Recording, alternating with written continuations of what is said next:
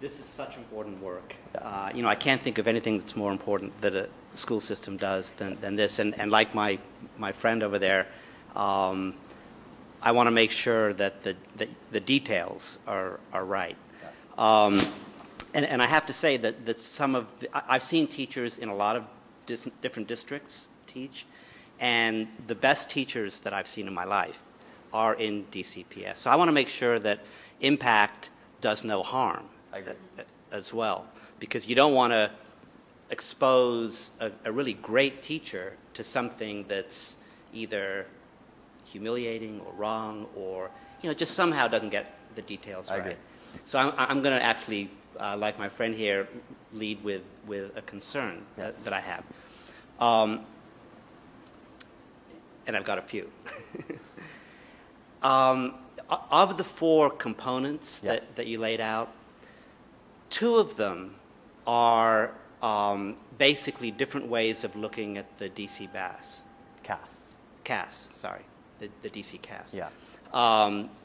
The first one about how students perform, and the last one about the achievement of the school. So 50% of the assessment of teachers is that one test. Is that correct? It is.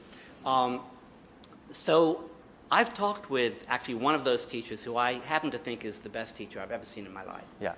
And what she said was, and she's a phenomenal teacher, so what kids learn in her class is just, it's so deep and on so many different levels, and what she does with them is incredible, and she teaches history. Yeah. The DC CAS results, in my opinion, aren't that meaningful in assessing what students are learning in her class. Mm-hmm. So it's not that that test is meaningless. I think it tells me a lot about where kids are at in that school, in that class, or even where an individual kid is at.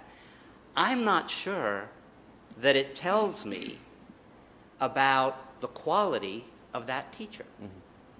And it's 50% of impact. What grade teachers?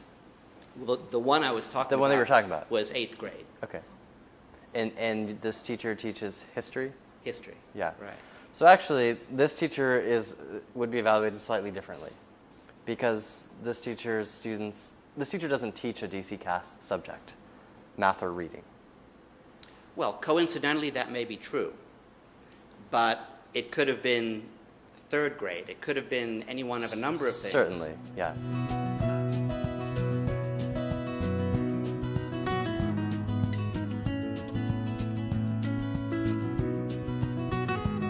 But I just wanted to be clear, that's an important point, that teachers who teach subjects or grades that are not assessed by the DC CAS, we use a more sort of, a sample of student work to try to demonstrate growth, as opposed to the CAS, because the CAS just can't do it.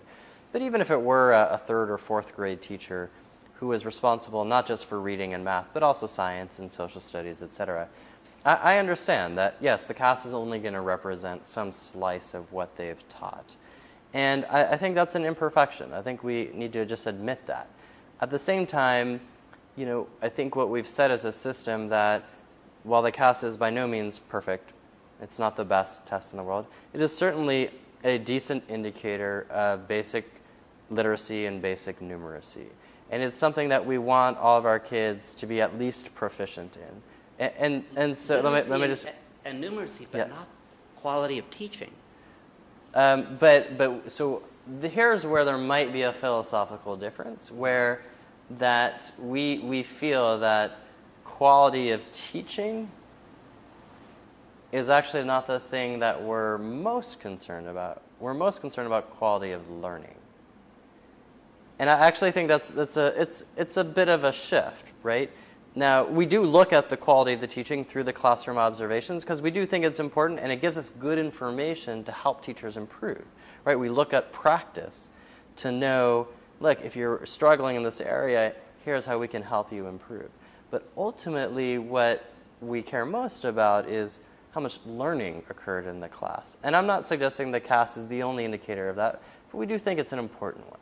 Jason, I have to come back because you may be most interested in the quality of learning. Yeah. But this is a teacher evaluation system that you've built. Sure.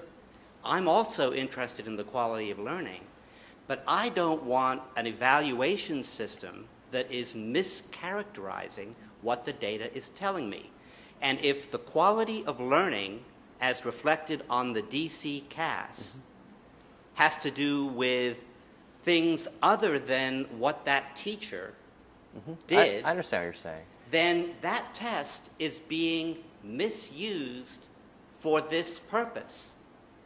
And if I was a teacher being judged in the evaluation system by an instrument not designed for that purpose, that didn't capture the quality of my teaching, but was giving me a score that represented the quality of my teaching, then I would say that it's an error. It's a false system, and it shouldn't be, the score on that test should not be the judgment. So let me just ask one question just to help make sure I understand. Would you say that a teacher who has good practice, who's good teaching, their kids are more likely to do well? So let's say 2 third grade teachers. You go to both classrooms. One you walk in, you say, great teaching. The other you walk in, you're like, not so great teaching. Would you expect the kids in the first class to do better on the CAS than in the second class? You want my honest answer? Yes. My honest answer, and I think it's supported by research. Yeah.